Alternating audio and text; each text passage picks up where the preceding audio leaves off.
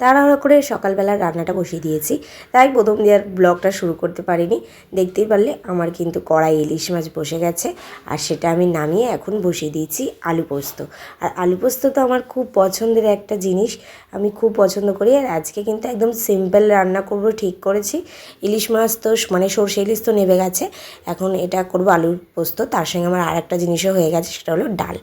মানে আলু পোস্ত হয়েছে আর ডাল হবে না, মানে জিনিসটা ঠিক জমবে না। ডাল আর আলু পোস্ত তো একটা দারুণ কম্বিনেশন, তো তোমরা সবাই জানো। তো তোমরা শুধু শুধু আলু পোস্ত খেতে বেশি ভালোবাসো না ডাল পছন্দ করো, মানে ডালের সঙ্গে, সেটা আমাকে কমেন্টে জানিও। তো দেখো, এই আমি আজকে রান্নাবান্না তোমাদের সঙ্গে শেয়ার করলাম। মামা পিপি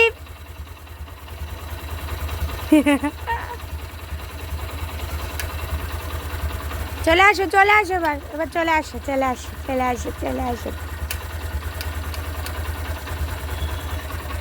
আসো মা,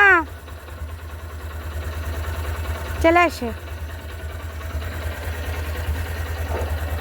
এই পাপা টাটা করে দাও।